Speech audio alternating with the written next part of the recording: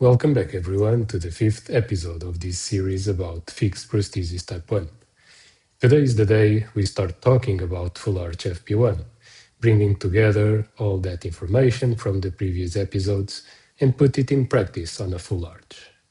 We'll go through every step, every decision, every result, so you can replicate with your patients tomorrow.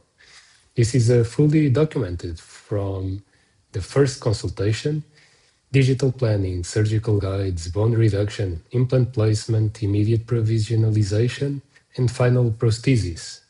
So let's start. First of all, why FP1? Well, because it offers superior comfort for the patient, it's easier to clean, so you get better results that last longer.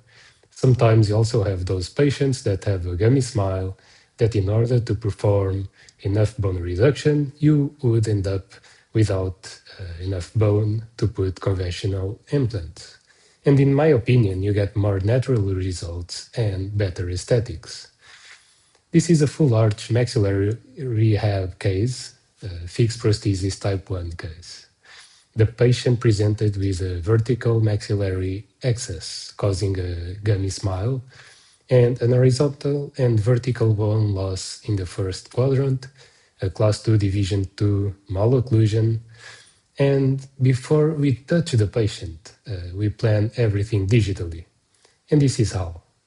We start with a full extraoral and intraoral photography protocol, frontal and lateral views, rest and smile positions. And this is not just documentation. This is the foundation of the entire digital workflow. And nowadays you have apps that help you to do this step a lot faster and with better, more natural results, of course. But sometimes people tend to overpromise on the final result, and that's something you would want to avoid. The classic approach for me is still a great way to plan your case, and it's pretty quick too. So you start by doing 3 reference marks that you transfer for your intraoral photo. Then you take some measurements to guide your lab during the walks-up, and you may check for teeth proportions. And finally, the digital smile design is overlaid on the frontal extraoral photograph. These give us the tooth position, proportions, and the gingival line before any surgery is planned. The prosthetic result drives every surgical decision that follows. We import the intraoral scan, the STL file, into the implant planning software and overlay the DSD.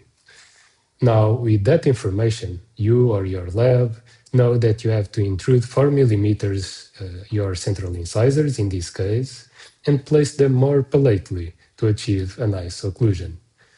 And now you can check for the final digital walks-up.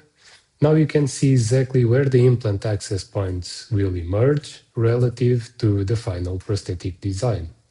In this case, 2 central incisors, 2 first premolars, 2 second premolars, 6 implants in total, planned from the prosthesis backwards.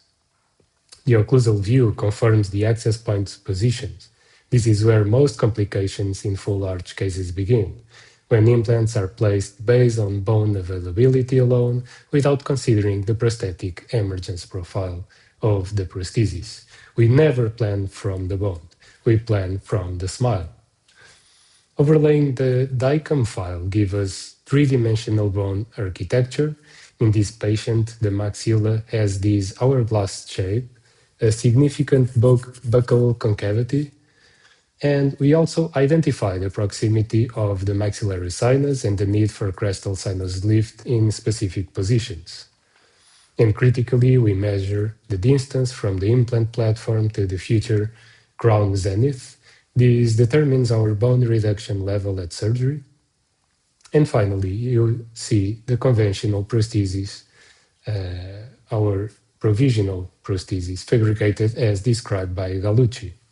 This is prepared before surgery and will be picked up chairside on the day of implant placement. No waiting, no second appointments. The patient leaves with a fixed provisional the same day. Next time, we'll talk about the guides itself, the bone reduction technique, plus the implant placement with stackable guides. So stick around.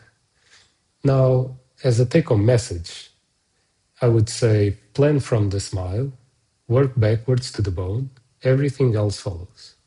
For the ones seeing the premium version on Patreon, we'll dive in a couple more minutes on some details, so stick around. And for the ones seeing us from YouTube, I'll see you next time.